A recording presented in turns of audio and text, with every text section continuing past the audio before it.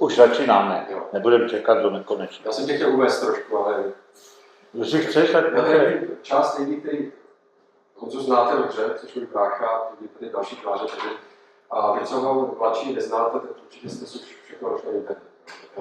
Takže architekt, urbanista, já jsem se došel vynikající kuchař, teoretik architektury a tak dále. Ještě si nic ode mě nejedl, tak mi říkám. Ne, ale psali to, že to je jedna z velmi důležitých součástí národní identity, jako jídlo. Jo, Sialu to byl jeden... Ta přednáška bude o výrazných souvislostech, jo?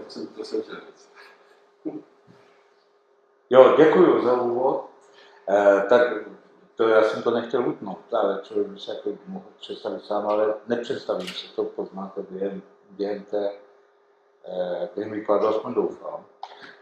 A je to teda, mně se to tam nevešlo technicky na ten titulek, ono to je vlastně soukromý versus veřejný prostor ve všech situacích a ohledech.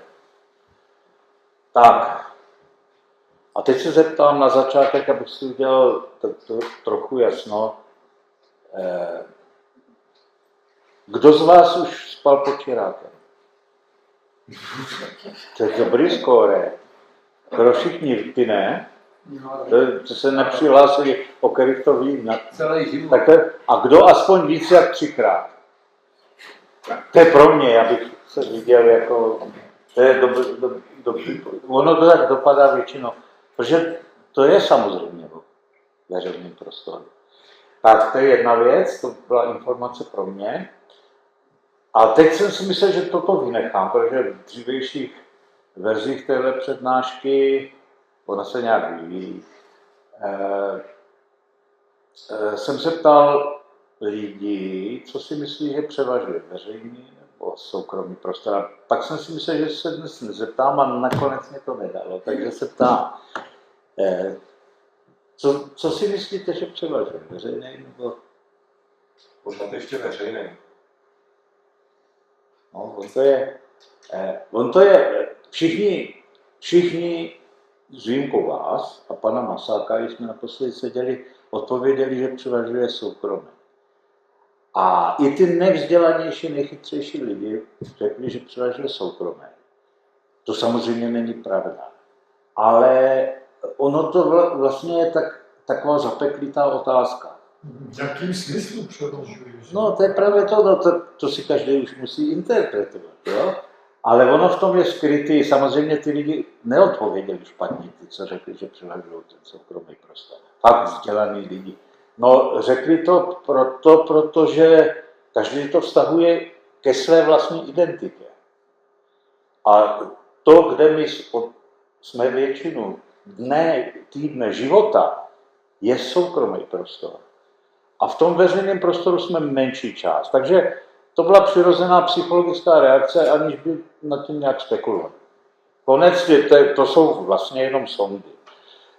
Prostě existuje soukromý a veřejný prostor, o tom nebude sporu, to víme. Žádný jiný prostor neexistuje, než soukromý nebo veřejný. A já si dovolím říct takový rezultát.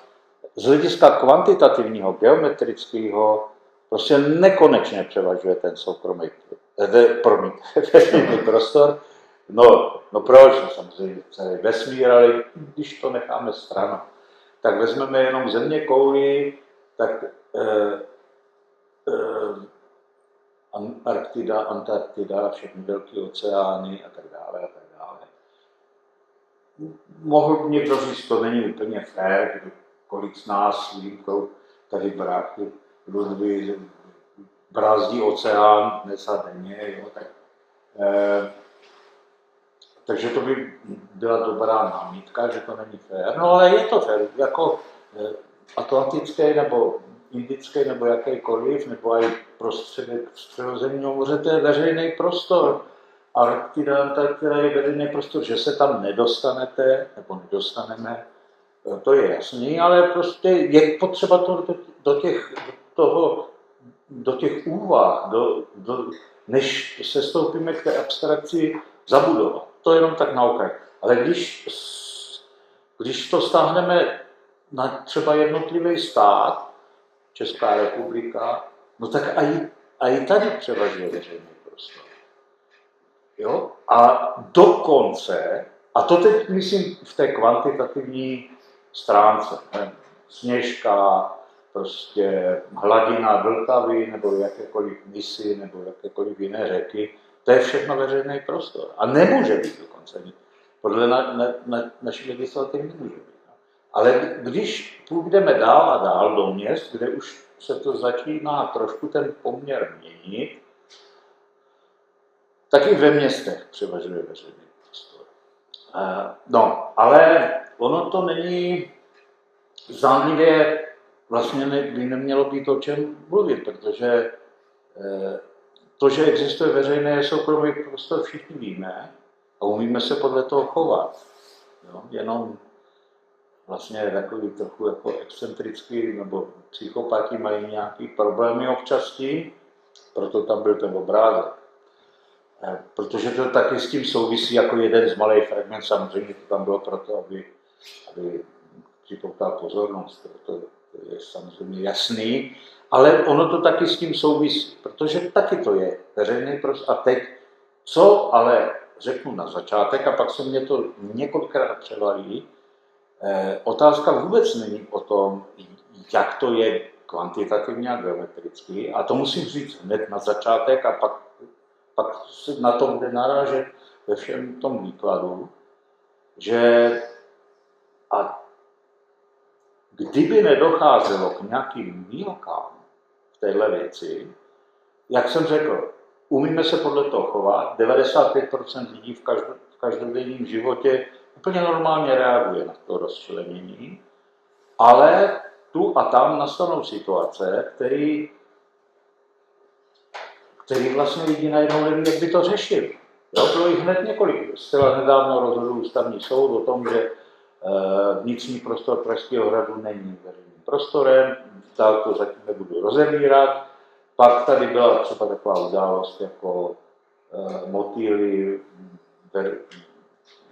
nebo Spitfirey na fasádě domu Máj, nebo prostě tady byla, to už vy asi nepamatujete, vy mladší, technoparty Jince Tachová a tak dále, a tak dále. Celá řada jako dalších událostí, které s tím arci mají co dělat.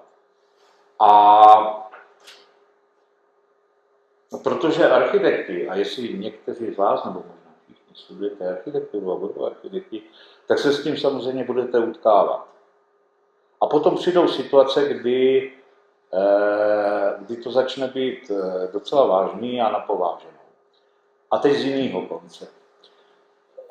Když jsem řekl, že převažuje ten veřejný prostor, a ještě jednou tam dám toho náče, a pak, a to jsem o tom mluvil, že je to jenom na připomínku, že jsou tady široširé části téhle planety, které jsou úplně nepochybně veřejným prostorem, a akorát, že technicky je dost těžký se tam dostat, že? Ale prostě není žádná administrativní nebo jiná, nebo cokoliv, co by mluvilo o opaku, že to není veřejný prostor. Tak, ale teď na ten druhý pól, a tím je, ono u toho soukromého prostoru to je trochu jednodušší. Soukromý prostor, ten vymezíme s nás. A netýká se to vlastnictví, ale týká se to modu užívání, toho režimu. A potom vlastně celá ta přednáška je celý to téma. A to si myslím, že opravdu není rozpracováno, protože to jenom z menší části se to týká vlastnictví a z daleko větší části se to týká režimu, který je nastolen v té které věci. A ten režim je dominující a naprosto rozhodující. A navíc není jenom tak jednoduchý, jednoprostorný, jako v případě obydlí, a to přece všichni víme, že všichni to víte, viděli jsme to bez počtu filmů, možná to někdo i zažil na vlastní kůži, že proto to tady je. To jsou dveře obydlí a obydlí je posvátné. Když policie chce přijít a udělat domovní prohlídku nebo eventuálně někoho zatknout, tak asi všichni tady, jak sedíme, víme, že musí přinést od soudu povolení, že to není na jejich libovůli. A samozřejmě nějaký technický, ale ten soudce taky to jenom tak ne mírnik stejnik za to, že někdo třeba nedává jíst kočce, nebo já nevím, něco nadával paní sousedce, nebo ukradl kolo, to soud vydá to povolení jenom v případě závažných zločinů. 5 let výš. Jo? To, co rozhodují krajské soudy.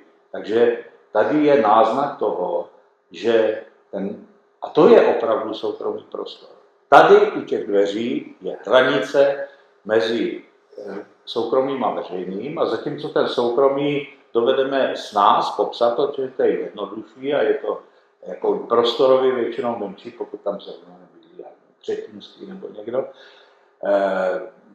tak to dovedeme obsáhnout. Tam je to jasné, ale dostaneme se, že ještě i to lze dál přijít. A to, co je v tom veřejném prostoru, za těmito dveřmi ven, v tom plenéru, proto jsem se taky mimo jiné ptal na ten širák, protože člověk tady je 3 miliony let a 150 000 let je tady moderní člověk a řekněme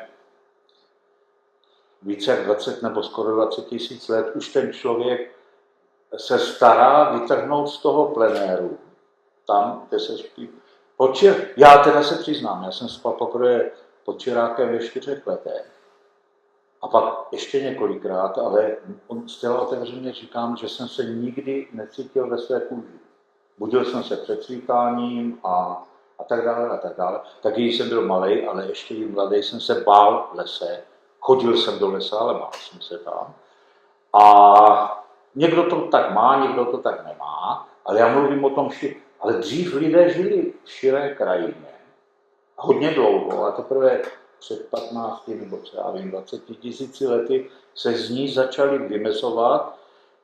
Samozřejmě nemůžu jako přejít nebo nepostřehnout to, že některá zvířata si taky hledají nebo dokonce staví úkryty a tak dále, ptáci a tak to jako se dá připomenout, ale nebylo to. A to, co dělají lidi, kteří dneska míří na outdoor a jsou otužilí a spí pod čirákem, dokonce ve sněhu a tak dále, vlastně nedělají nic jiného, než že se vrací do té někdejší podoby. Kdyby to tak nebylo, tak by umrzeli, protože většina lidí nejsou-li trénovaní, tak. Ale jde mě o ten širý prostor, nepochybně veřejný, a ten prostor, který se začal formovat jako soukromý. Petr Rezek, už je v Pánu, taky tady přednášel, měl jako bystrej a velice důležitý postřeh. Jeho domněnka byla, já mám stejný pohled na to, že to prvotní, kdy si člověk začal vymezovat a začal stavět náznaky obydlí, teď pominu to, že někdy bydleli v jesliních nebo tak, že byl víc důvodů než ochranou před zimou, deštěm a já nevím čím, že byl tím vymezit si soukromý prostor. Jo? Že on mluvil, myslím, o nějaké zástěně a tak dále. S mou zkušeností to rezonuje, protože když jsem říkal, že pod tím širákem jsem se necítil jako ve své kůži a byl jsem rád, když přišlo svítání a tak dále, tak slyšíte všichni? Tak úplně jinak to bylo, když jsem spal ve stanu. Přesto, čili zcela evidentně nejde o bezpečí. To musíme vědět, že ten stan vám nezajistí, kdyby skutečně přišlo nějaké nebezpečí, ať už, já nevím, medvěd nebo vichr nebo člověk se zlým úmyslem, tak vás to samozřejmě neochrání. Jde o vlastně subjektivní vnímání té prostorové identity. Tak a zatímco jsem řekl, že za dveřmi toho bytu je soukromý svět a o tom a je to akcentováno tou právní konsekvencí. Mimochodem to, že vám policie nemůže vstoupit do bytu jen tak mírnix tyrnix, to je v základní listině práv a svobod, ale jak si myslíte, že dlouho to tady je? To vůbec není žádná novinka.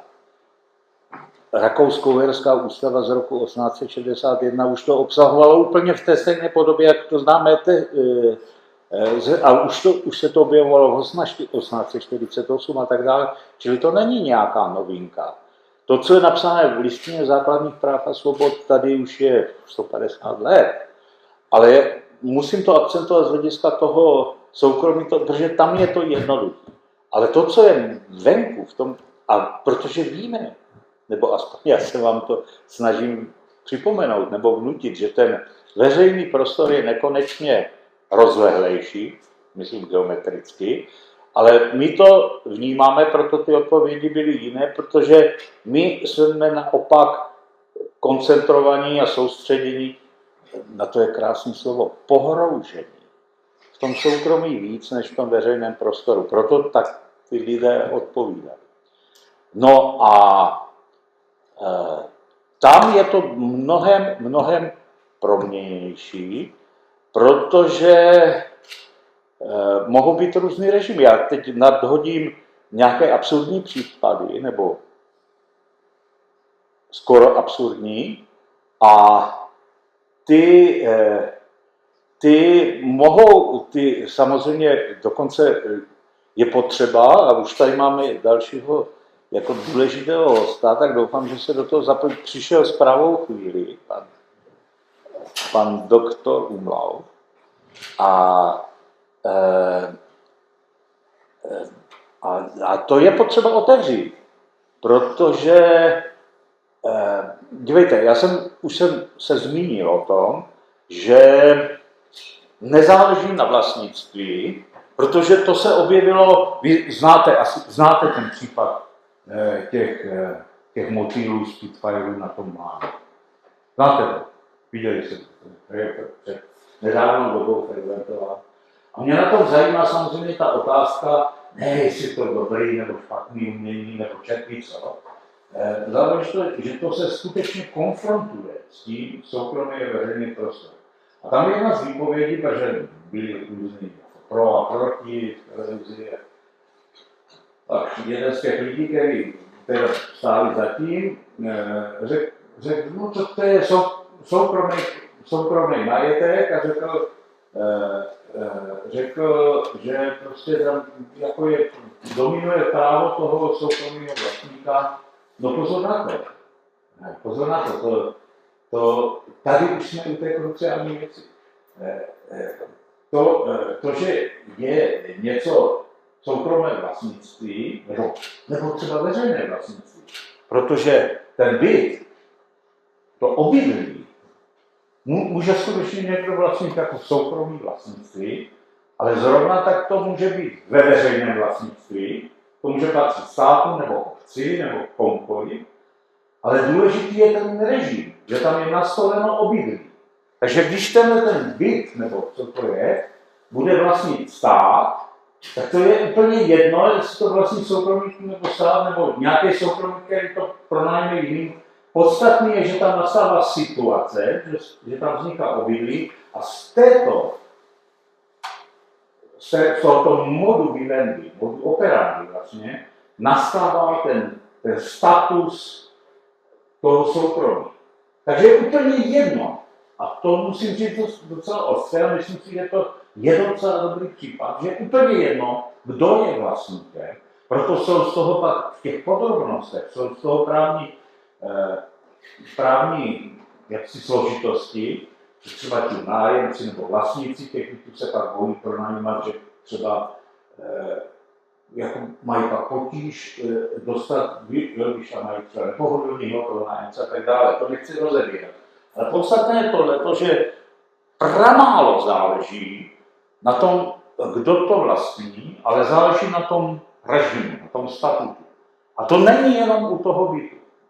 Já brzo naznačím celý vějíř různých situací, který vlastně poukážou, a to je docela neprošlápnutá cesta. Já jsem viděl, jak paní Pečková, odpůrkyně třeba těch motýlů nebo něco takového, starou pravdu, nebyla schopna, aby přitom, kdyby trochu jako znala to, tak má bezvadný karty v ruce. Ona nebyla schopna artikulovat.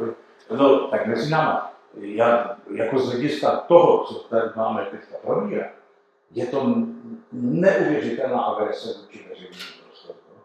Bez ohledu na to, jestli to budeme považovat za významný umění, nebo nebudeme, prostě tam je to, i kdyby to bylo jenom přilupeno na té fazádě, jakože není, on to geometricky ingeruje do veřejného prostoru, to už nemá co vůbec dělat s tím základním telesem toho domu, ale i kdyby to jenom tam bylo, řekněme, graficky, tak ani to není jednoduchý. Ve Švýcarsku, ve většině kantonů, když se vám něco podobného ani nezdá, tam je přesně předepsaný, jak to má jako vypadat. No, kvůli čemu? Aby byl nastolen nějaký stav v tom veřejném prostoru, protože, a teď vám řeknu, proč mě vůbec před lety napadlo, že musím na tomhle tématu pracovat, protože existuje titul, existuje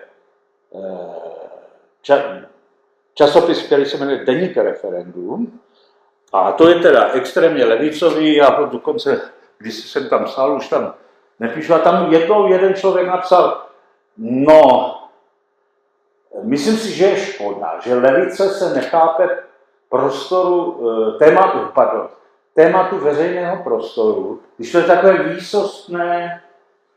výsostné levicové téma. A na první pohled to vypadá, že to tak opravdu může být. No a hned mě docela, že to tak právě není. Jestliže je veřejný prostor, tak je úplně jedno, jestli je to pravicové nebo... Prostě veřejný prostor musí být jednoduše neutrální. Samozřejmě je možná napadlo, že nějaký agresivní zbohatlík nebo podnikatel, nebo že si koupí nějakou parcelu v centru města a místo tam postavil, jak se patří, 5postový dům, jak je daný okolo, tak třeba nebo postaví zrovna černou stavbu jako někde. To takový případy byly a jsou a budou. A tak možná to je inspirovalo, že prostě tak to není. Hned mě napadlo několik situací, kdy veřejný prostor je stejně napadá levici, nebo samozřejmě někdo by se mohl bránit, jestli to kdekoliv. Skvoterství některých budov, které ležely ladem v rozvalinách a byly třeba ve veřejném vlastnictví a byly skvotovány, tak to není nic jiného než agresivní vstup do veřejného prostoru jenom z jiného úhlu, z jiné strany. Nebo samozřejmě víme, že veřejný prostor, ulice, je, ano, vedle bytu ulice a náměstí nás napadne jako jeden z velmi důležitých příkladů toho veřejného prostoru, protože tam se nejvíc z nás, mimo toho soukromého prostoru, nejčastěji pohybuje. Je to předmět toho, jak vlastně můžeme provázat ty soukromé prostory pro to, aby jsme byli sociálními tvory. Ale mimo jiné to taky slouží k tomu, že to je prostranství k projevu demokratických různých dějů. Jako projev nějakých demokratických postojů, v době, kdy to dostoupá ta hladina nějaké nespokojenosti, tak může být ve veřejném prostoru demonstrace, že? Nemohla být totalitním režimu, ale v demokratickém režimu může a považuje se to za legitimní. A dokonce je to tak upraveno, že nemusí vám to někdo povolovat. Vy to musíte akorát ohlásit a musíte zajistit určitý základní parametry a je to samo sebou. V tom byl ten problém, pokud jde o ten hrad, jo, ale já to nechci moc rozebírat, protože tam je rozhodnutí ústavního soudu a tak dále. No samozřejmě, že prostor Pražského hradu je veřejným prostorem. Já tím ale nevstupuji do nějakého černického souboje s ústavním soudem, jinak by to musel být soukromý prostor, což nepochybně není. Tam jde o to, že někdo si tam chtěl uspořádat demonstraci a nakonec soudy teda rozhodly o tom, že to možné není, že to prostě není ten prostor způsobivý, ačkoliv je to, každý se potom můžeme kdykoliv přesvědčit, že to je veřejným prostorem. Ale je jiná věc, že ne všude, tak víme, že třeba demonstrace nesmí být 100 metrů od ústavního soudu nebo od sněmovny. To jsou režimové technické věci, které nemění tu podstatu. A o tom to všechno je, co chci především přinést, protože víc než vlastnictví, to už jsem snad myslím docela naléhavě řekl, samozřejmě i na tom vlastnictví záleží, ale řekněme jenom do nějaké proporce, z 1/4, no, asi zůstanou té čtvrtiny. Ale pak jsou tady ty režimové věci, které nedosti na to nemusí být fixně daný jenom pro nějakou situaci, ale taky mají průběh během času. Hned udám několik příkladů. Možná někdo si vzpomene, že před lety jeden pán, co vlastně restauraci v Karviné, to bylo asi, když začaly první ty problémy na Ukrajině 1914, tak tam napsal, kdo z ruských hostů se nepřihlásí k tomu, že je proti okupaci, já nevím, Doněcku, tak tady nemá co dělat. Jo? Přišlo to před soudy a nakonec to skončilo u ústavního soudu a tam došlo dokonce ke zvláštnímu konfliktu, kdy ten soud to nějak judikovali, jeden jeho senát a tehdejší předseda Rychecký se nezdržel a komentoval to televizi, což bylo mnohem nešťastnější asi než výsledek toho sporu, ale zpět k té věci. Prostě ta restaurace je sice soukromým vlastnictvím nějakého, ale ten moment té otvírací doby je to veřejný prostor. Veřejný prostor, jo? Čili otevřete restauraci, přihlásíte to k nějaké konferenci, aby vám to úřady povolili, to jsou ty technické, hygienické věci, ale jestli je tam otevřený od 10 do 11 večer, tak v tu dobu je to veřejným prostorem. A má se za to, že vy nemáte právo lustrovat, jaký hostí tam mají přijít a tak dále.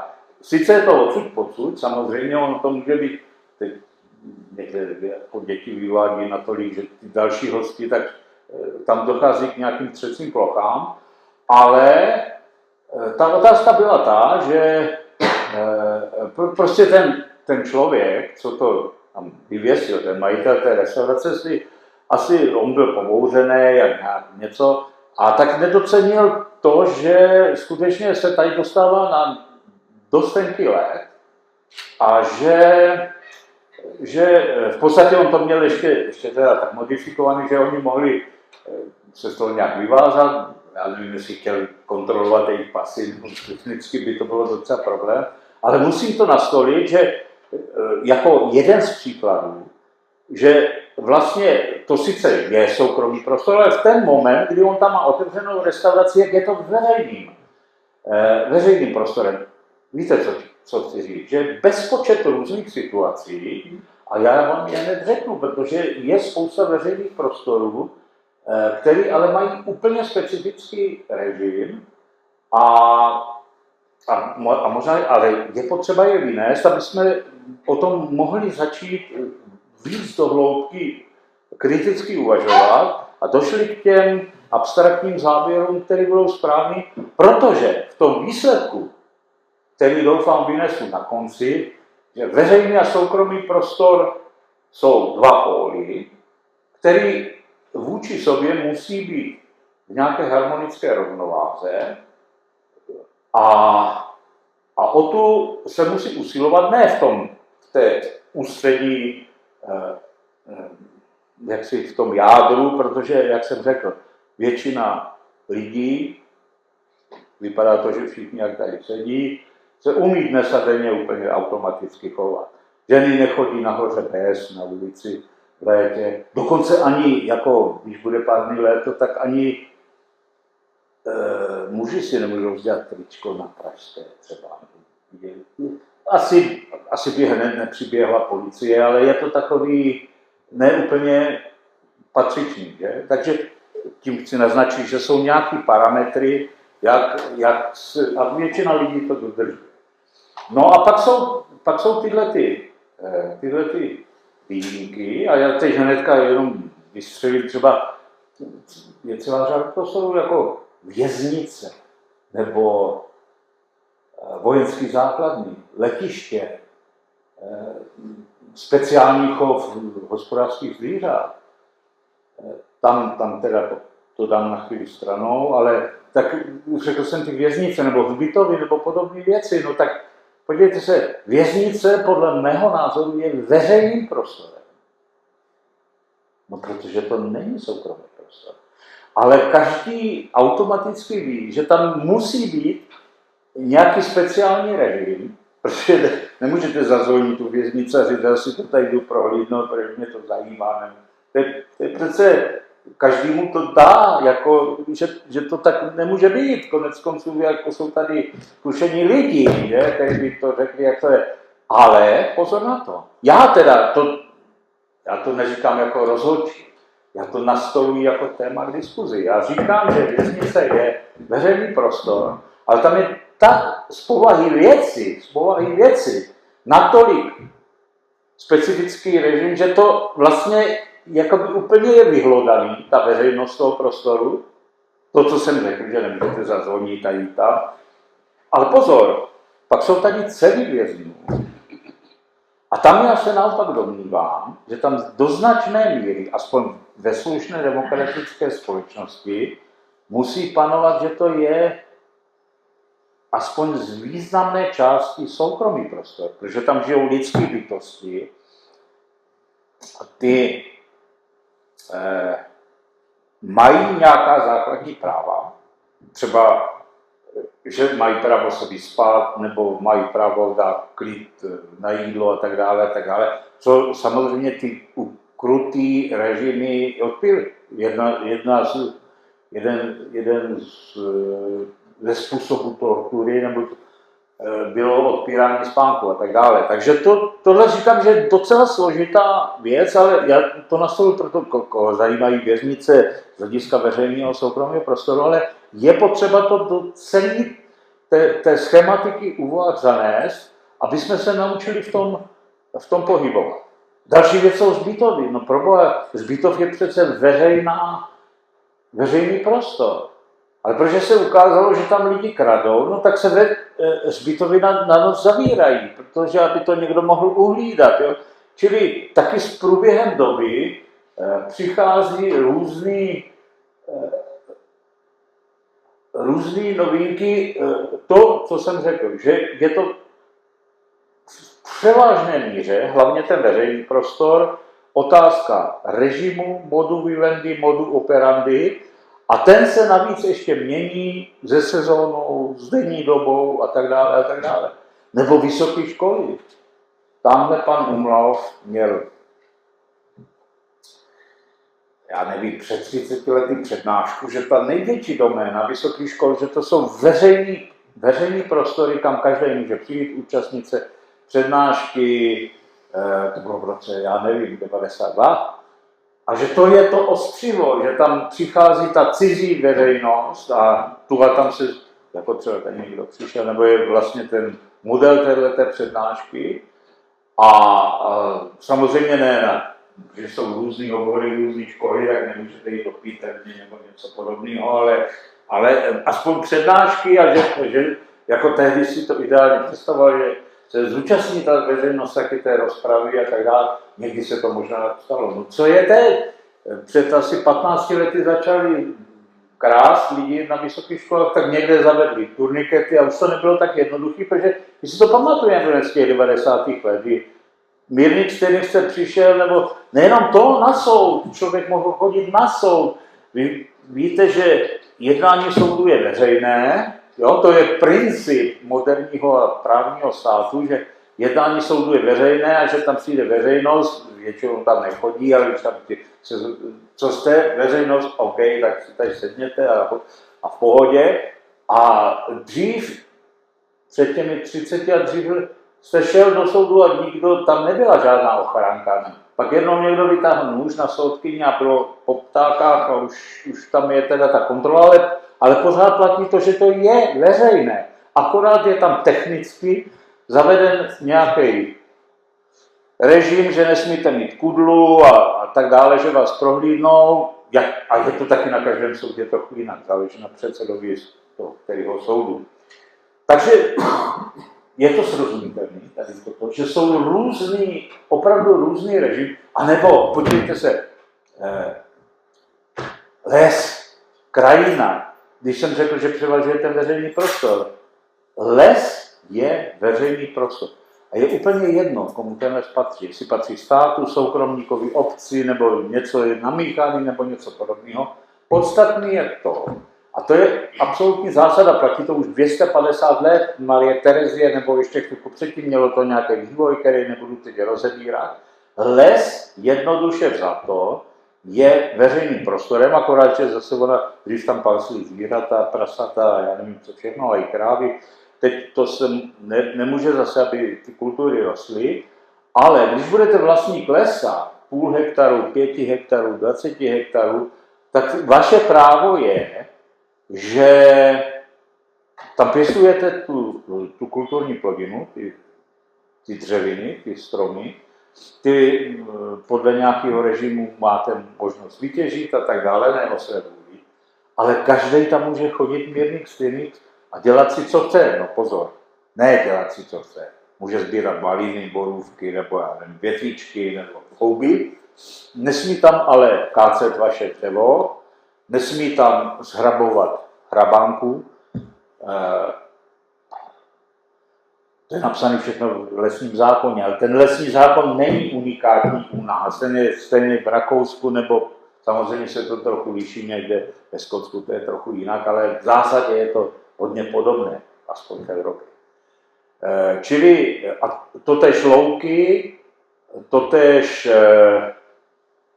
pole, dokonce i vinice, ale tam už je to otázka trošku technická, protože teoreticky vzato vinář, kdyby mu tam hodně kradli, tak má právo udělat z vinice zahradu, ale protože by to bylo drahý, tak to nedělal.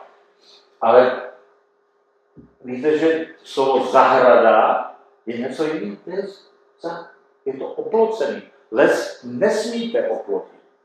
Nesmíte ho oplotit, protože to brání migraci těch živočichů a tak dále a taky lidí, aby do toho chodili, do toho lesa. A jsou výjimky, že může být obora. Ta je oplocená, protože vevnitř je zvěř, ale správně lege artis obora má přechody pro lidi. Jsou tam buď to takový sofistikované branky, aby zvěř nemohla, a lidi mohli, nebo se přechází. No pak některý lidi, který vlastníky lesů napadne, že by to jako, mimochodem teda taky syna Karla Schwarzenberga, jo? To je potřeba říct, že byli takový delikventi, to jsou delikventní situace.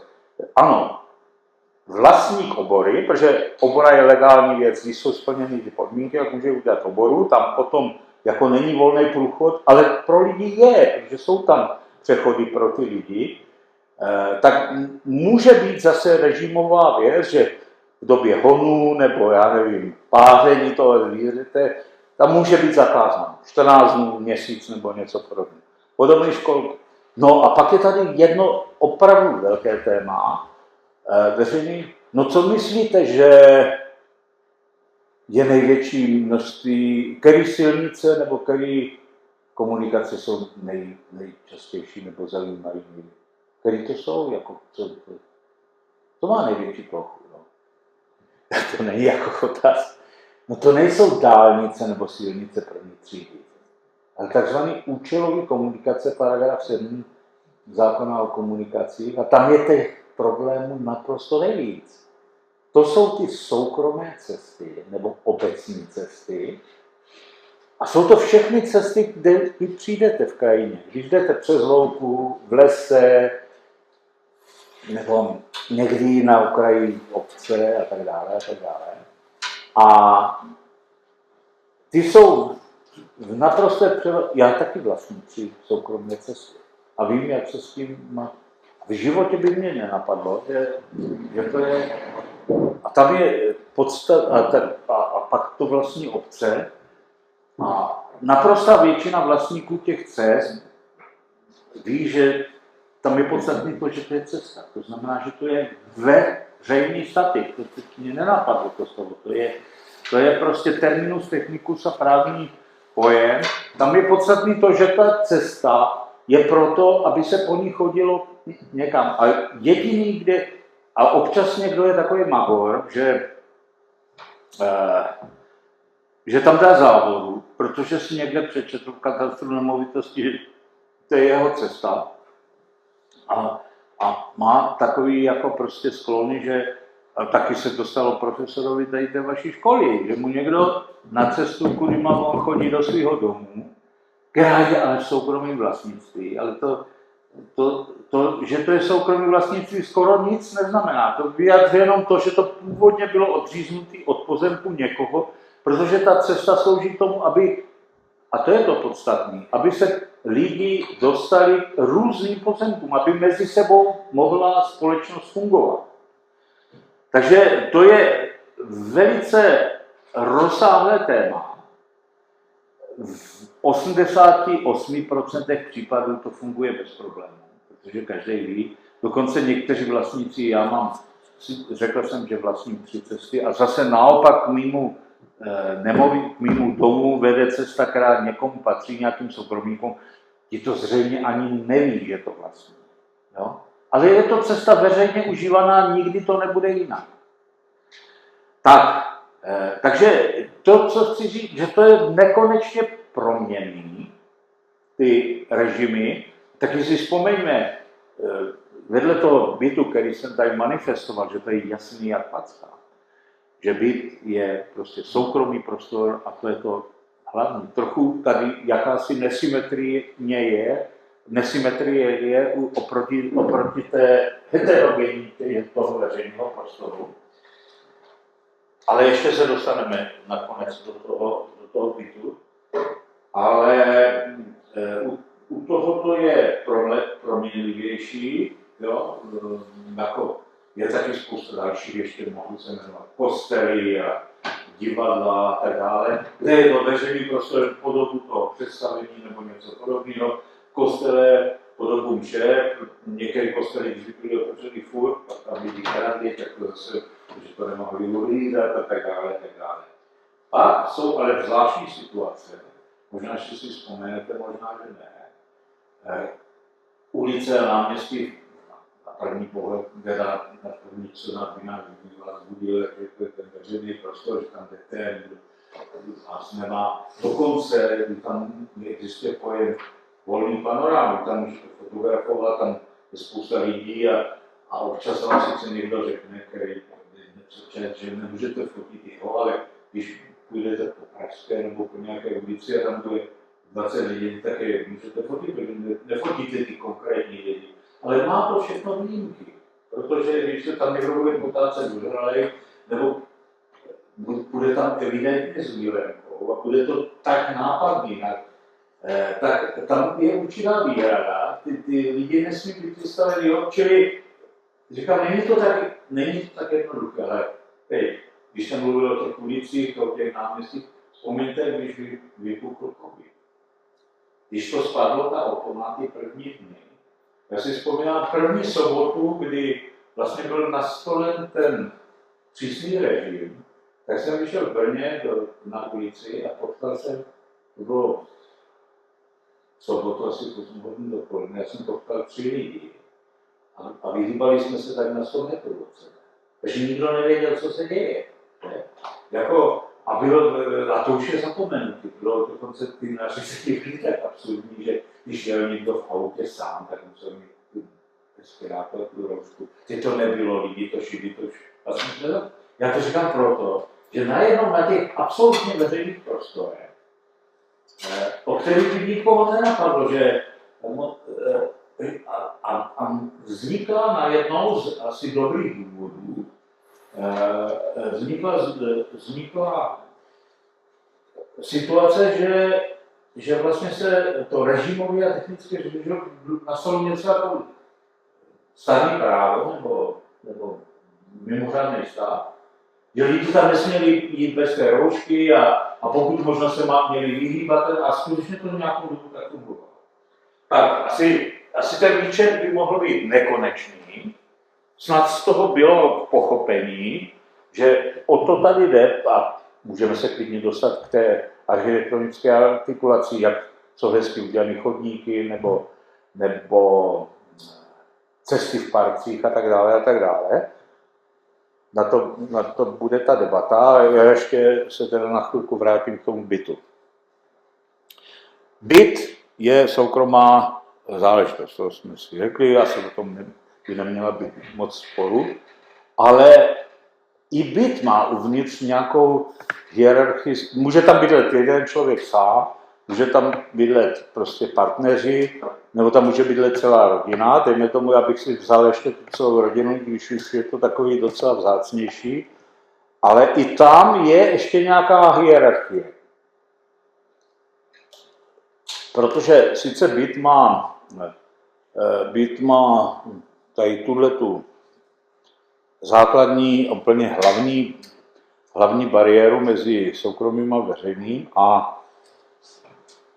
ale to neznamená, že do toho soukromí se nedostane nikdo z veřejnosti.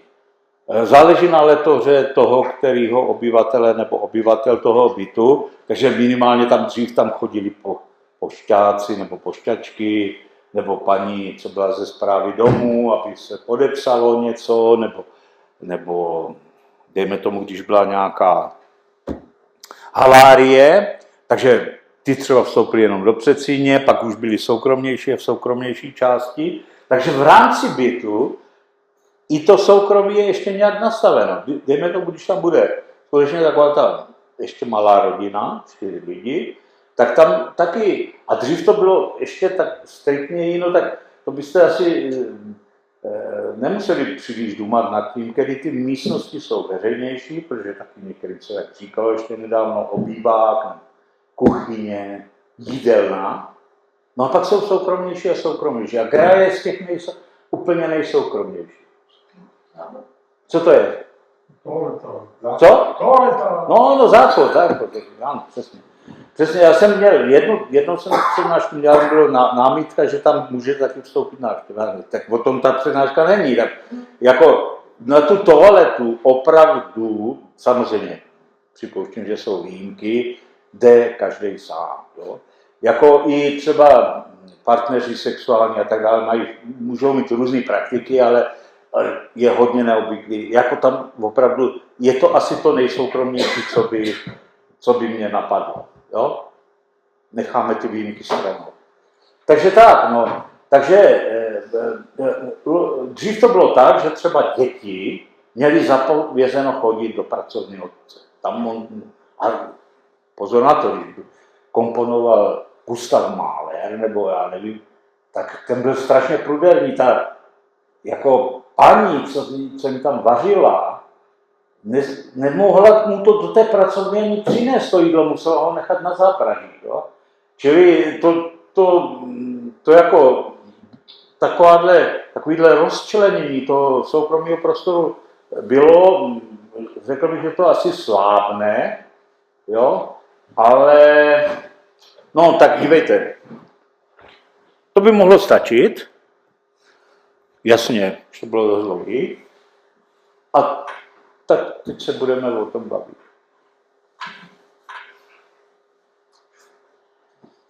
No hesete jako zařezen. Taky je to... No, nemusíte se hlásit, víte, to chce odvahu. Mě docela zaujalo, jak jste říkal, že hřbitovy jsou jako veřejný prostor. Prosím? Že hřbitovy jsou veřejný prostor. No, Což je tak vnímám, že jsou jako veřejný, ale zároveň potom ty jednotlivé hroby už nedokážou vzbuzují nějaký jako respekt vůči těm lidem. no jasně, že máte Už je to pravdu. nějaký jako... No to je veřejný prostor sui generis. Jo, to je veřejnost je daný, že to nějak musí být. To je celý téma. Já jsem jednou slyšel přednášku o hřbitovech a začal jsem žasnout, co jako je všechno. To máte přesně pravdu. No tam je speciální režim, že ano, vy tam jdete po těch cestách, můžete si prohlídnout, nemůže tam být nějaká sekce, kde tady nekoukejte na ty hroby. Jdete tam a koukáte se na ty hroby, ale nemáte na ně šlapat, protože to není pieta zvyková a tak dále. Tak to jsou ty různé nuance těch různých režimů, jo, že no, jako přesně to vystudujete. No tak bychom mohli projít celou škálu všech možných. Jo, já jsem schválně, mě napadly ty věznice, já si myslím, že to do toho musí být zakomponované. Když je to na úplné periferii, tak to pro boha věznice prostě, teď nechám starou, že můžou být nějaký soukromý věznice někde v Americe nebo něco. Prostě to je institut nebo zařízení zřízený z nějakých, lidi si v tu dobu, kdy to máme, myslí dobrých důvodů a je okolo toho, ale je to z veřejných důvodů, tak jako trestní právo. Víte, že existuje právo soukromé a veřejné. Jo? To jako kdyby tady seděli právníci, tak ti hned vědí, co to je. No a to veřejné právo může ještě, jako to je civilní a tak dále, má některé přechodní ty, jako třeba autorský právo je částečně soukromý, částečně veřejný, víc soukromý teda, ale trestní právo je veřejný právo.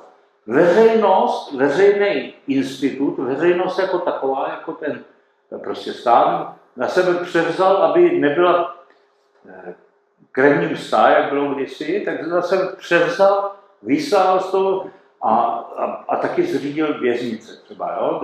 Třeba za nějakou dobu žádné věznice nebudou, jo? To nechci předpovídat, ale v tuto chvíli jsou a já si myslím, že to je veřejný prostor, i když téměř ze 100%, vlastně ze 100% s nastolením takovým režimem, aby vlastně tam žádný veřejný provoz neprobíhá.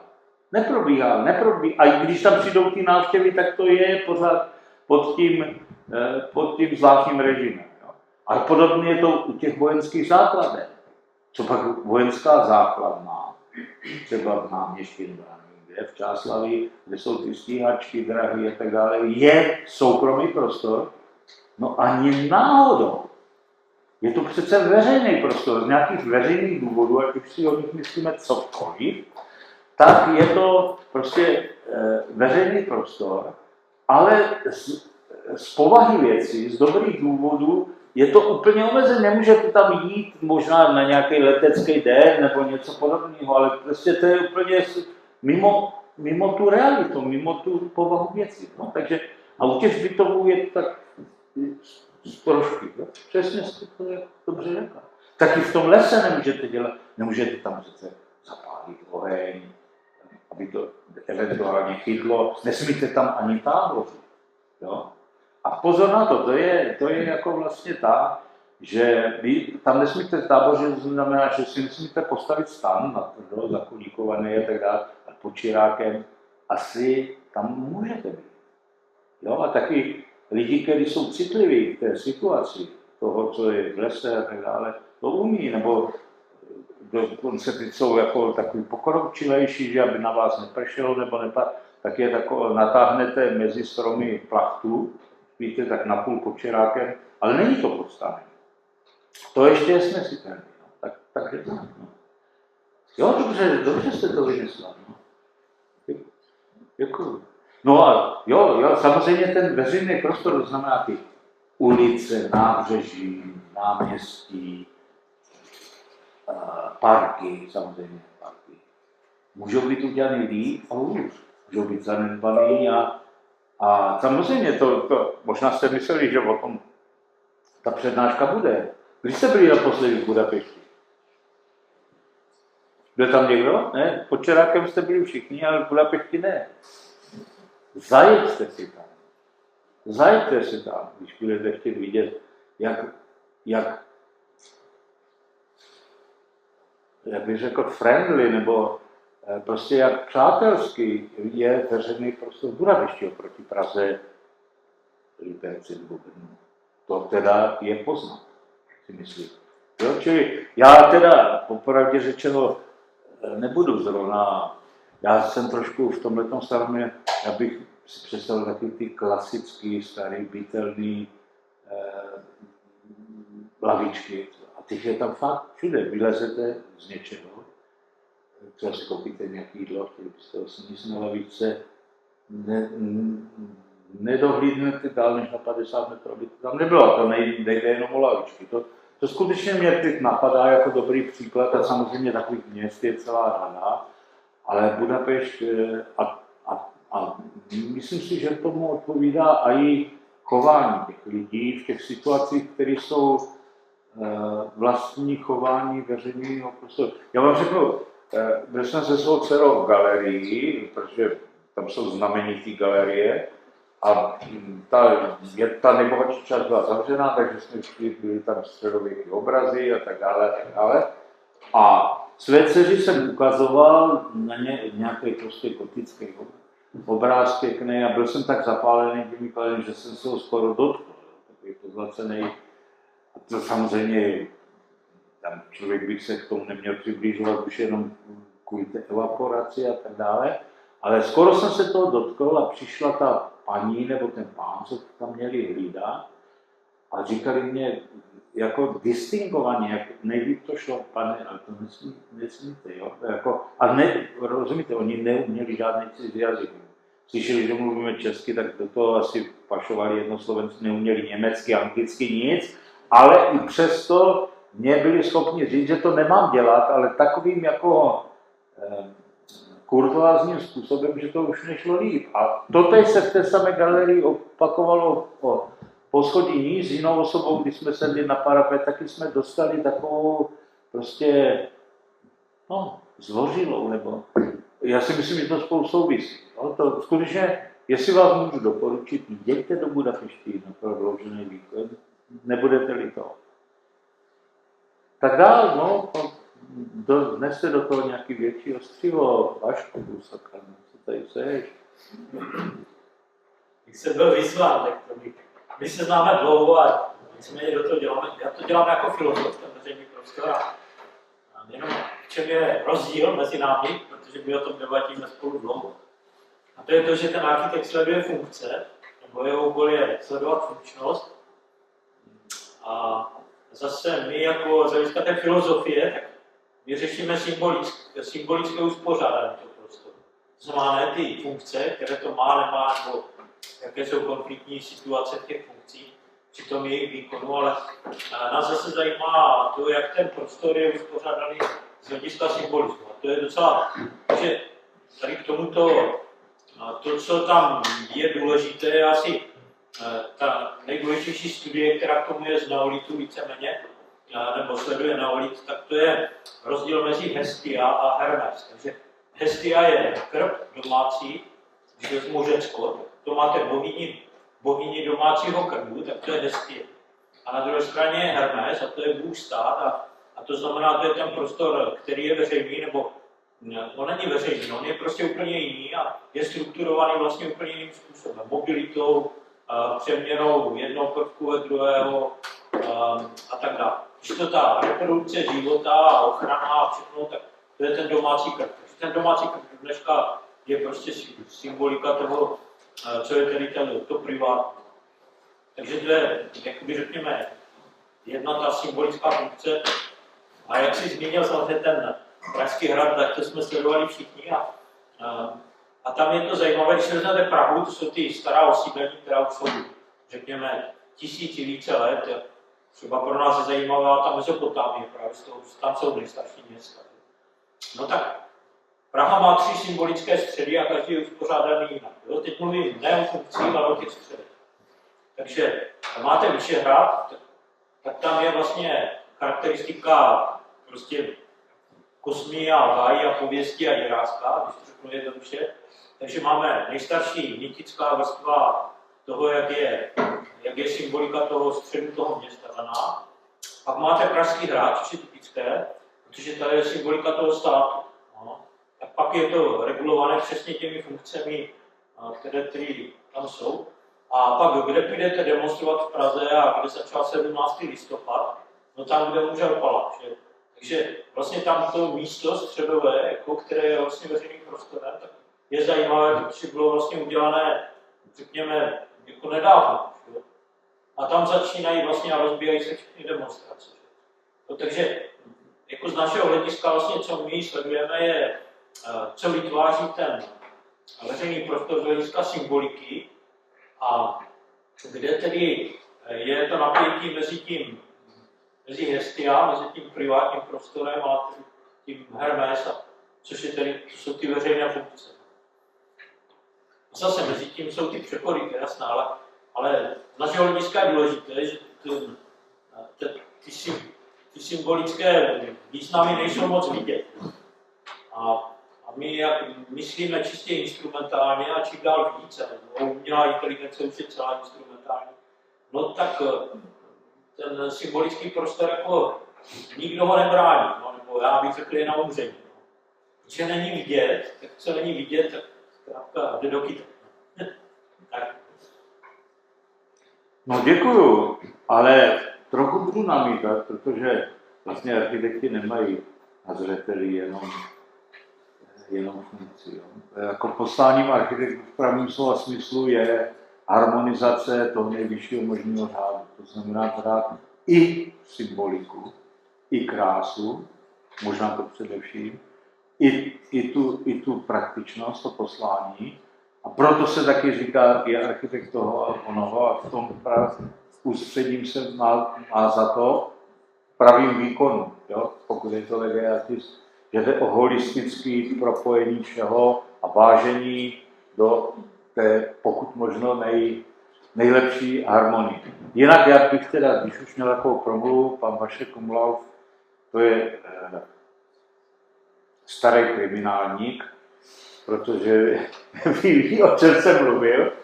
Jinak tedy farář, teď zastupující farář v Bratislavicích a jezuitský filozof s excelentním vzděláním na Paříži, v Londýně, v Mnichově.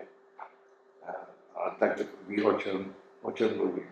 On samozřejmě byl za politické věci 3 roky hradlem, za nějaký ještě jako středoškolák, gymnazista. My se právě známe z Brna, jo, takže my jsme takový staří, ale co, já bych to sem netahal. Ne, no tak jsme ve veřejném prostoru a je potřeba znát všechny ty kontexty.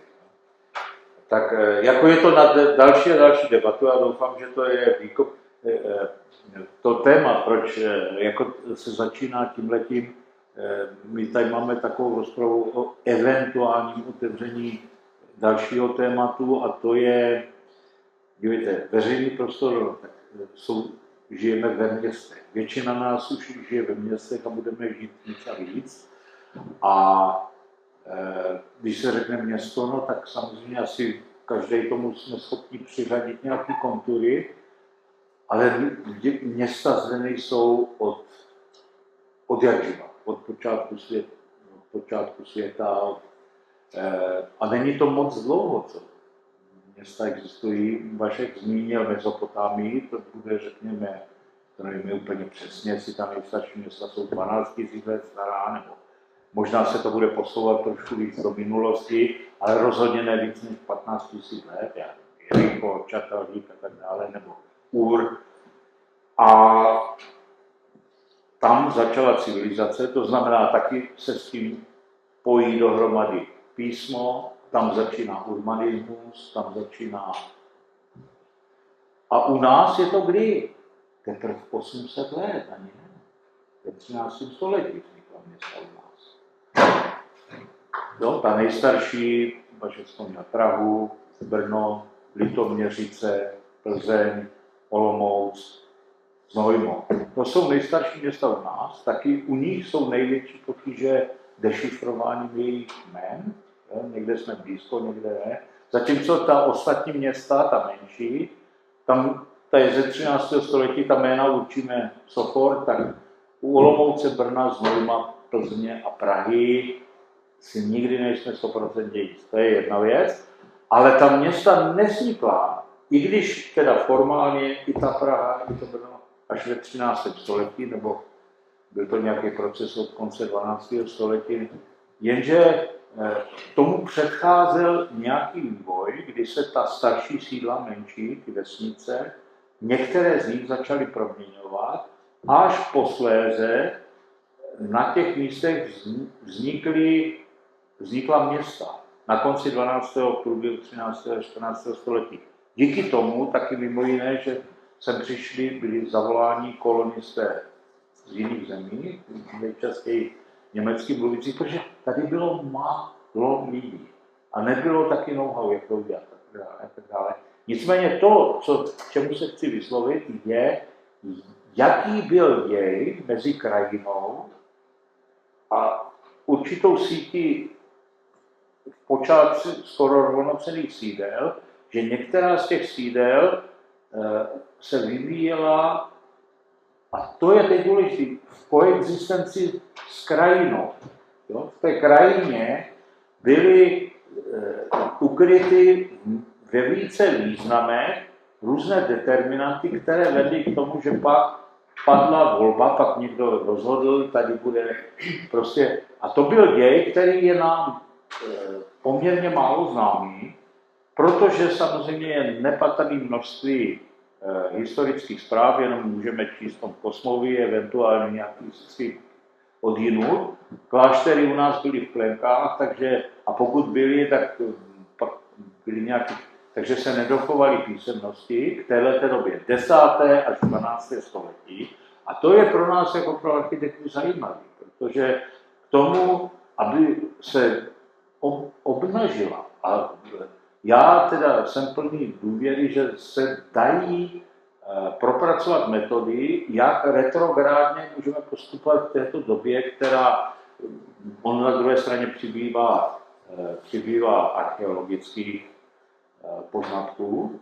Jo, to dřív nebylo, už nenajdeme žádnou osmou koloniku, nebo to je skoro nulová naděje, ale budou se množit ty poznatky archeologické a přichází nové metody, jak krajinná archeologie, vstupují přírodní vědy do těchto poznání, ale kde mohou jak si přiložit ruku k dílu architekti, respektive urbanisté, pokud se na to samozřejmě připraví, využívše této holistické metody v novém a pečlivém utřídění všech těch poznatků, v průměru do krajiny, a tam je, protože taky nové metody mohou objevit. Na základě nového a smysluplného utřídění už existujících a znovu teda se množících poznatků je možný, a to je teda krajina, relief krajiny, různé prostě prvky, to znamená především vodoteče, ale taky horninové, teda surovinové zdroje, nerostné zdroje a taky prostě výnos, lesy a tak dále. A z toho vyplývající rozvoj některých řemesel, ne vše. A pak je tady teda ta duchovní sféra, protože ta samozřejmě, a o té víme strašně málo v tomhle kritickém období. Takže toto je jedna z ochutnávek, která by měla přivést, dáli Pán Bůh, jaksi prošlapání této nové disciplíny No, tak to je asi k takovému obecnému úvodu. Měl jsem to tady říct, jo, že tahle ta přednáška je jedna z ukázkových, jak se dostat tady k této tématu. A když to Vašek vzpomenul, tak u té Prahy je to úplně jasný, ta morfologie, prostě ten relief toho Pražského hradu je tak silný, signifikantní. Ono to tam přišlo až v 9. století. Předtím byly jiné polohy ve středních Čechách, které byly takhle prioritně obsazeny. A potom se ukázalo, že ono existuje legenda, že Pražský hrad je nepřetržitý centrum moci. Není to tak úplně pravdu, protože na určitou dobu to zastal ten Vyšehrad. Ale přece jenom je to teda zhruba od toho 9. století do toho. A co teda tomu já musím přisadit, když už jsme u toho veřejného prostoru, aby to mělo jenom třeba architektonickou výpověď, tak se často slyší, že Praha je nejkrásnější město v světě. To samozřejmě těžko může být pravda, protože já jenom vyskočím 10 dalších krásných měst různě na světě.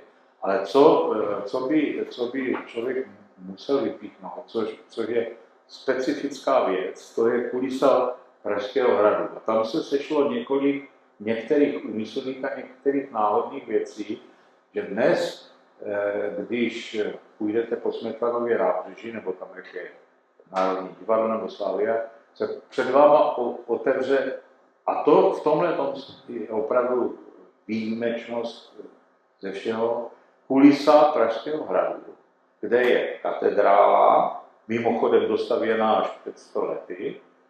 A to by nebylo tak zvláštní, to potkalo mnoho katedrál. A před ní je nesmírně jaksi vlezlá, nebo podmanivá horizontála těch hlavních budov, kde dneska sídlí prezident. Ve skutečnosti to kdysi by architekt Pagasi postavil prostě úřednická kasárna. Centrální správu ve Vídni.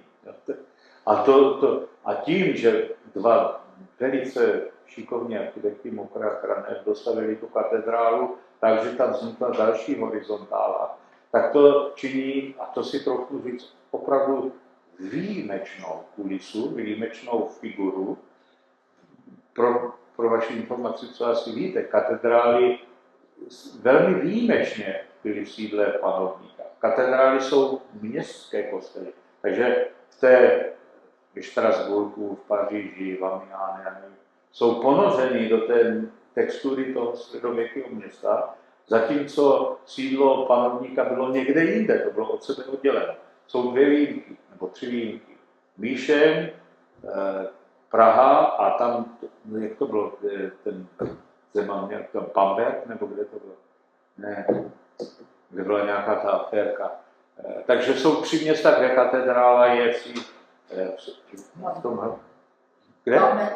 Já myslím, nebo... To je jedno dohromady. To je výjimečné místo, že ta katedrála vznikla v místě jaksi panovnického sídla, to není obvyklé, pak byla nedostavěná, to byl jenom presbytář, dlouho to byla taková romantická figurka nad Prahou, pak asi postavil ty 3 ohromná křídla, ten královský palác je tam taková nepatrná část dole, a protože to má silnou dlouhou horizontálu, která reaguje na původní tvar té ostrožny. Jo? A protože se tam Vltava, která, to není žádný velet, jako Vltava, ale shodou okolností se tam rozbývá, protože ona je mělká, tam sotva ty lodě proplují, ale dělá to ohromný dojem, jako kdyby tam byla velká hladina nějaké velké řeky. Dunaj v Budapešti je asi 10krát větší řeka, jo? Mimochodem. Ale tohle všechno v kontextu dělá to, co uzemňuje, to, co jako magnet táhne většinu turistů do Prahy. Vedle toho, že jsou tam zachovány dost velké části historické. Mimochodem, když už jsme u toho, to proto, že Praha byla ve 14. století takovou jako hodně docela velkou metropolí na sever od Alp, sice nesrovnatelnou s Milánem nebo Florencií nebo Benátkami, no ale možná tady 30 000 lidí žilo, nebo 35, to nebylo málo. To za těch Lucemburků nebo posledních Přemyslovců a Karla IV. Ale pak upadla. Sice nějaký tam byli, ale pak upadla. Takže to velice rozložené město už nikdy se nenadechlo tak, jak to bylo v 14. století. A co to má ale za následek? To má za následek ten, že když přišla průmyslová revoluce v 19. století, tak byla teda ta vlastní Praha a ta satelitní města okolo, tak přestože tam byl značný průmyslový rozvoj, ano, Praha, to, co je dnešní Praha, bylo taky průmyslovým areálem, byla schopna absorbovat to, co nebyla schopna absorbovat třeba Vídeň nebo Brno nebo podobně, který ten překotný vývoj toho bouřlivého průmyslového rozvoje si vynutil asanaci celých částí toho města a prostě proměn. To se v Praze nestalo, protože vedle toho, že tam byla velmi silná nostalgie, která mimo jiné stojí taky já jsem přesvědčen, za vznikem Československého státu, k té velmocenské situaci, která byla ve 14. století, která se pak ještě trošku jako zopakovala v 16. století, ale to je velice důležitý, skutečně ten symbol, který se pak propisuje z části náhodně, já upozorňuji na toho Pagasio. A až tam půjdete, nebo se podíváte na nějaký obrázek, tak to, co je to je ta strašně dlouhá horizontála, architektonicky velmi jaksi až skoro nasládla, až vlezlá. To prostě, tohle opravdu nemá v Evropě období. Jsou větší hradní areály. Já tvrdím, že Vavel a Kreml jsou rozsáhlejší areály, ale nemají takovou nádhernou kulisu, s takovým vzduchem. Vám to stačilo? Vy se nechcete pohádat? To není žádná přednáška, nebo to mám Já jsem si chtěl zeptat ještě na nějaký jako příklady takových jako radikálních kulturních proměn veřejného prostoru. Versus teda s tím související nějakým novým užívání. Mě to jenom napadlo teď v souvislosti, když v Paříži, že jak je ta situace toho divadla. Tam si několik stovek migrantů obsadilo divadlo v centru Paříže a žijou tam. To divadlo se už neužívá, soubory se rozpustily a zřejmě dojde k jiným užívání námi zvyklého chození do divadla. Tak to je jako případně to... Já neznám ty podrobnosti, ale trochu já nevím, ty jste jako na tu chvíli nebyl. Příklady takových radikálních jako změn. To je spíš, když jste vzal tu Paříž, tak to je spíš ten Haussmann, to 19. století, že po té kopně, prostě oni zlikvidovali celostředověkou Paříž, tam z toho není nic. Jdete kolem, to máte malou uličku, prostě, když si vezmete Rio de la Cité a prostě to jádro, kde je Notre Dame. Ale i tam je 2-3 těch baráků, jsou 19. století všechno. No, to jsou ty hotlí takzvané. Takže vlastně to říkal správně sám, jak já mu říkám, doktor Argensa, že ten model je takový, že ta Praha si to udržela, to je to kouzlo té Prahy, že prostě jednoduše tam to nebyla Vídeň, ale tu Vídeň se rovnali se zemí a Paříž se rovnali se zemí úplně stejně, postavili tam bulváry, aby se tam dostala armáda a to město prostě předělali na jako úplně jinou metropolu. Já to nezažil. Já jsem jako doplnění v té plejádě, protože těch momentů taky radikální proměn prostě je spoustu. Protože to vypadá, že to je taková kontinuální záležitost, kterou si tak jako pěstuje. A v určitých jako dobách je naprosto radikální změn. Tady třeba, já udělám reklamu, protože jsem to dělal se studenty z architektury, tak podívejte se na knížku Střed proměny Liberce, Střed Liberce v proměnách staletí.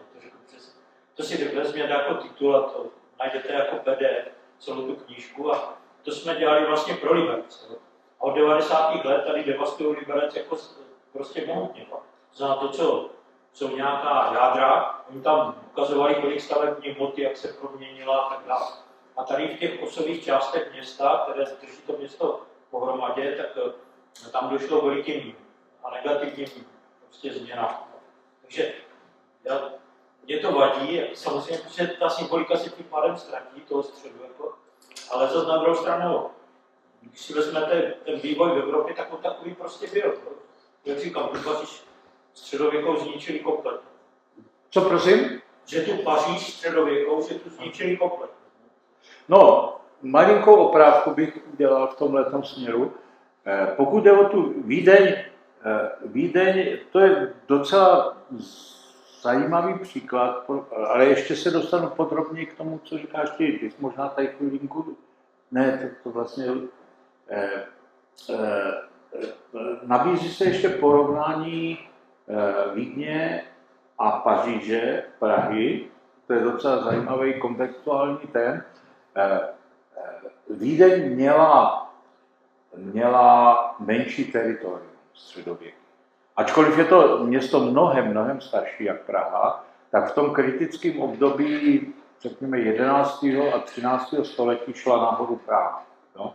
Protože díky vitalitě přemyslovského rodu, který se stal po určitou dobu velmi schopnou dynastií, která stoupala nahoru a kdyby ono to taky mohlo být tak, kdyby nepadl Přemysl Otakar II. Na Moravském poli, tak to centrum by bylo v Praze a Vídeň by naopak se musela odtrhovat nikdy. Čili ono v té střední Evropě asi bylo jakási determinance, že mělo vzniknout nějaký konglomerát, ale prostě to mocenství přišlo na Habsburky a na Vídeň, protože do té doby, než Přemysl Otakar II. Padl, Vídeň Schweizerhof ve Vídni založil Přemysl Otakar II. Ale v každém případě platí, že to teritorium toho vídeňského města bylo monocentrický, oproti Praze míň rozlehlý, bylo tam těsno, ale v průběhu té další doby Vídeň nekonečně Prahu předběhla. V 19. století to bylo jedno ze 3-4 největších světových metropolí, sice možná tou nejmenší, ale po Londýnu, Paříži a New Yorku byla hned Vídeň na dohled, tak tam nebylo místo. Ale ta asanace toho vnitřního města by tam neproběhla tak krutě a radikálně jako v Paříži, kde to prostě zbourali a trasovali ty bulváry uvnitř, Haussmann, prostě to je úplně znovu jako postavené. Tak Vídeň zůstala aspoň v té uliční osnově stará a několik málo jednotlivých budov tam zůstalo. Hodně podobné je to v Brně. A ty bulváry a tohle se odehrálo na místě těch oborových hradeb, Ringstraße. Čili možná, že to jsou krásnější bulváry a znamenitější, než jsou v Paříži. Tak Paříž, ta vnitřní Paříž je rozkrájená až na úplný kotel, tam šil, že? Kotelátní. Tak to je určitý jako rozdíl. Taky je to docela dobrý symbolický příklad chrám svatého Štěpána, vídeňská katedrála, která se mimochodem teda stala biskupským sídlem trochu později po Praze, tak to není moc velký kostel. On je asi přibližně podobné velikosti, jak je svatý Jakub v Brně, ale všechno je to artikulovaný navenek. On je ohromně ozdobený navenek, takže se jeví majestátně, ale uvnitř je to nemoc velký kostel. A to taky poukazuje na určitý rozdíly v tu, kterou konkrétní dobu. Mimochodem, tady k této věci existuje krásný, myslím si, že zapomenutý spis Jindřicha Hlubeckého o monumentalitě v architektuře, kdy on mluví o tom duchovním prvku v některém sídle, on teda postaví do kontrapunktu nebo do kontrapozice vůči teda moderní architektuře, protože to je napsané někdy v 40. roce, tak to doporučuji k vaší pozornosti, jestli vás to zajímá. O monumentalitě v architektuře. Jindy Chalupecký, když se to vyšlo jako samizdat. No a těch artikulací veřejného prostoru znamenitých je takový dost velké množství, Honzo, že jsem si netroufl to ani otevřít, na to by mohla být speciální, protože samozřejmě mě hned napadne Barcelona, Rotterdam a nemalé množství měst mělo jaksi šťastný postup, taky je tady revitalizace nemálo řek, které byly regulované a kanalizované na konci 19. nebo ve 20. století a postupně se vrátili do nápodoby toho dřívějšího. Takže v konkrétní rysech ta kultivace si myslím, že najdeme nemalé množství dobrých příkladů, ale to jsem nechtěl, nebo neměl záměr dneska nastolit. Pak je celá řada doprovodných nebo sousedících nebo příbuzných témat. Jedno z nich, a to naráží na tu, jak říká bohyně domácího krbu, mám taky zvláštní přednášku, která se jmenuje Okna a dveře. A ta upozorňuje mimo jiné na to, teda vrací se k tomu archetypu toho soukromého prostoru. No, okna a dveře, když se připravováni na to naše povolání, tak jsou dneska brána technicky jako jednostejný prvek, ale vývojově nebo imanentně tomu tak není.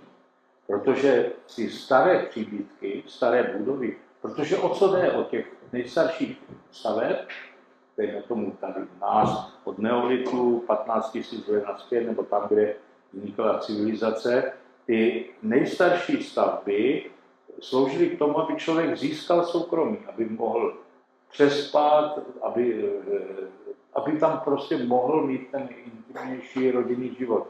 Ale nesloužil celodennímu pobytu, protože většina činností se odehrávala venku. Trausní, no? Zemědělské činnosti a tak dále. A ty staré budovy, a to bez ohledu na to, jestli to bylo v tom předním východě, nebo v tom zlatém půlměsíci, nebo ve světě Evropě, neměla okna. Proč? Protože okna nebyla potřeba. Je tak by byla na škodu, tam v těch teplých oblastech tam šlo horko a naopak byla potřeba chlad a stín a tady naopak chlad, no, ale nikdo se nepotřeboval prostě v chvíli koukat z okna do toho, byl tam nějaký průzor, aby vůbec třeba to mohli letmo kontrolovat. První, kdo to potřeboval, byl Nero nebo někdo podobný, aby, když už nevěděl, kdo to dělat, tak aby se díval do krajiny.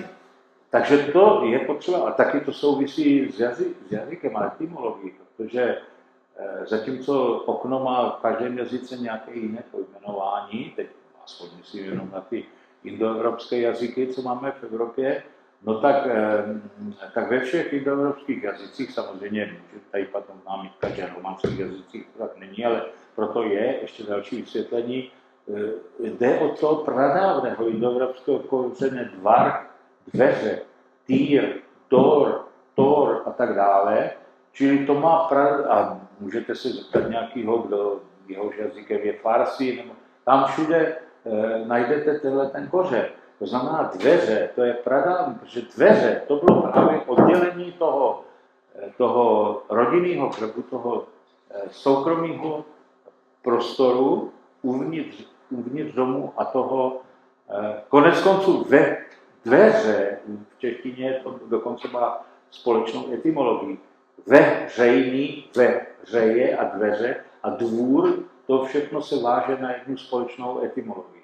A samozřejmě v latině to potom se uchytilo to porta, ale to je až druhotní, tam to taky bylo původně. Čili A dokonce i v italštině zůstává ještě aspoň tóry, jo, brány, tóry, tohle, na co jsem poukázal, že dveře je daleko původnější a fundamentálnější součást domu a obydlí, protože odděluje, a to je jedno velké téma, no tak začíná svatý rok a papež otevře ty bronzová vrata, nebo Putin mu, jak je důležitý, to je před dveřmi a za dveřmi, to má mnoho souvislostí.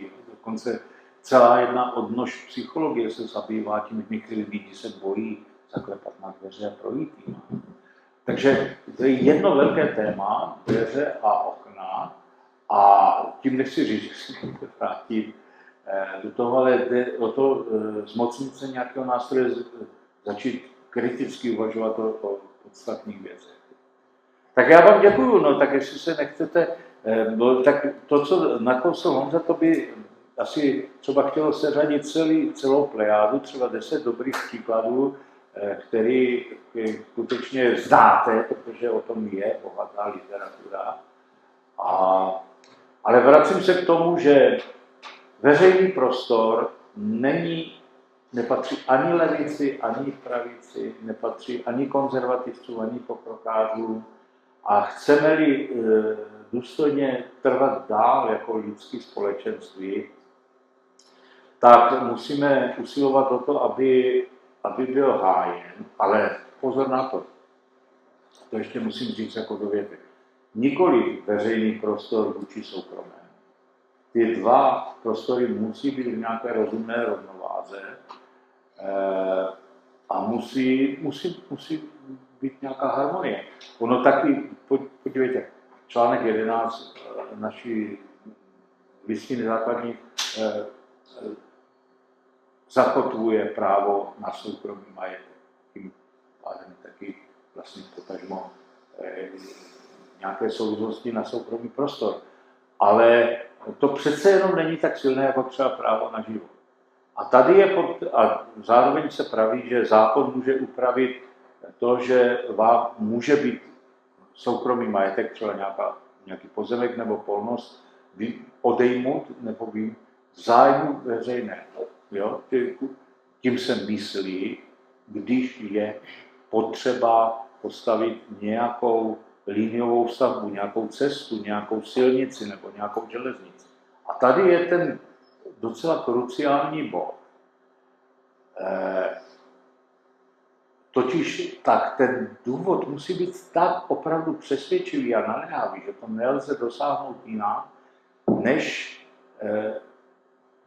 rozumíte, aby se trasovala nová. Já vám udám jeden příklad. Vesele se projektuje dál rychlostní železnice mezi Prahou a Brnem přes Jihlavu a Vysočinu.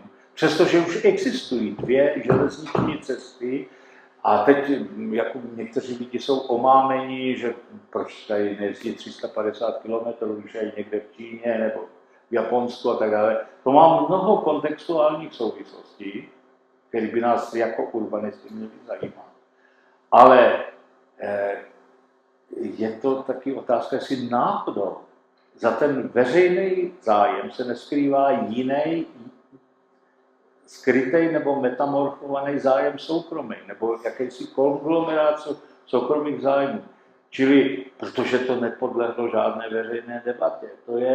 To je prostě věc, která to, na co chci poukázat, že nemůže být nějaký střed mezi soukromým a veřejným prostorem, ale ten ideální stav je, že by měly být rovnovážné harmonie.